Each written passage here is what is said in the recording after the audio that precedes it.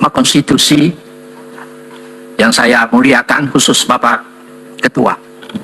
Perkenankanlah saya membaca catatan saya yang singkat ini, dan apabila pemohon mau bertanya, ya saya bersedia menjawabnya. Sebagai mantan pendidik di bidang hukum, saya mulai mengajar tahun 15. Jadi ada juga murid-murid saya di dalam gedung yang sangat terhormat ini. Sebagai mantan pendidik di bidang hukum, saya merasa prihatin dan miris terhadap interaksi para penegak hukum dewasa ini, khusus para advokat bertalian dengan integritas, moral, dan etika. Bertalian dengan penjelasan yang baru saja saya sebut, tentu ada perkecualian, sebagaimana dijelaskan dalam kajian hukum berbahasa Belanda, bahwa de uitzondering bevestigen de regel, alias selalu ada perkecualian. Dalam arti tidak semua buah dalam keranjang itu sudah rusak. Jika buah yang rusak ini tidak dibuang atau tidak dapat ditangani, maka itu soal waktu saja, semua akan rusak atau busuk. Perkembangan terakhir secara kriminologis atau victimologis dalam beberapa kasus membenarkan hal ini. Fakta secara notor fact dewasa ini membenarkan hal itu. Tidak ada maksud untuk membeberkan atau menyajikan notor fact itu. Namun ada perkelahian ibarat orang bertinju dari para advokat ini, dan ada beberapa hal lain yang terjadi di Mahkamah Agung, membuat kesimpulan ibarat nila setitik rusak susu sebelanga. Mendirikan berbagai organisasi advokat semacam Bar Association dengan berbagai nama adalah sah-sah saja kalau merujuk kepada pasal 28 Undang-Undang Dasar 45. Namun jangan dilupakan bahwa organisasi advokat bukanlah LSM, bukan ormas atau partai politik yang bisa muncul tiap kali kalau pemilu hadir. Bar Association adalah organisasi profesional yang terhormat dengan kode etik yang harus berada atau berdiri di garis paling depan, membela keadilan dan kebenaran, dan bukan kepanjangan tangan penguasa atau maklar kasus meskipun disumpah. Dalam bahasa hukum disebut beedah.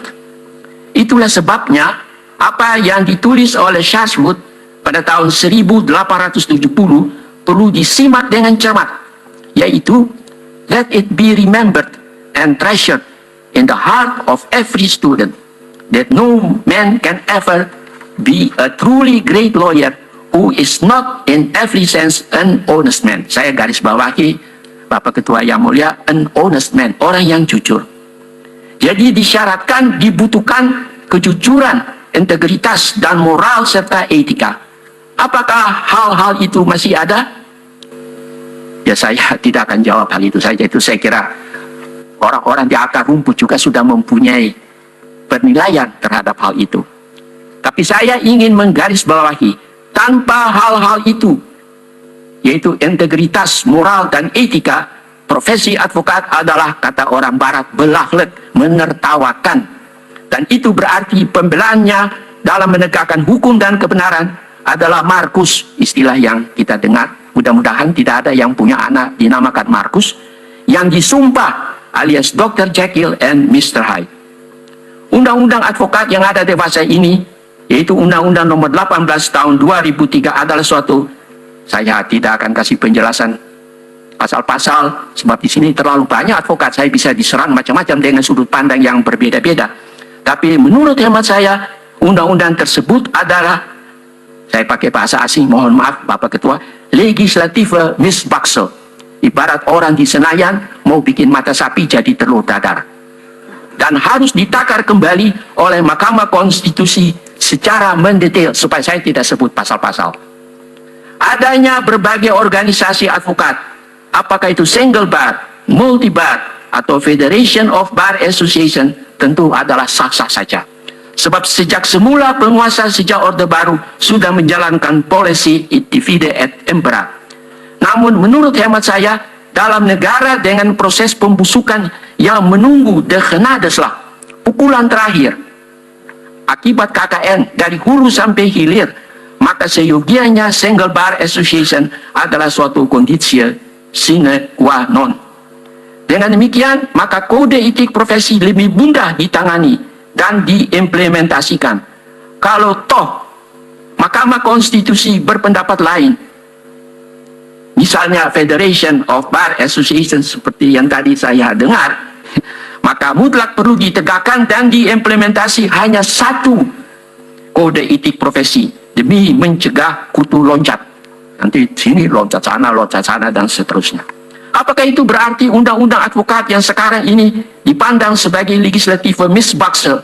Terserah Mahkamah Konstitusi yang mulia. Dan itu sebagai konsekuensi logis harus direview. Saya berpendapat amin saja. Saya tidak sependapat. Kalau dulu Mahkamah Konstitusi sudah putus A, apakah bisa? Tapi ini bukan menyangkut masalah keadilan saja. Ya toh? Ini bukan negara Anglo-Saxon untuk berpegang terus-terus kepada satu stare decisis.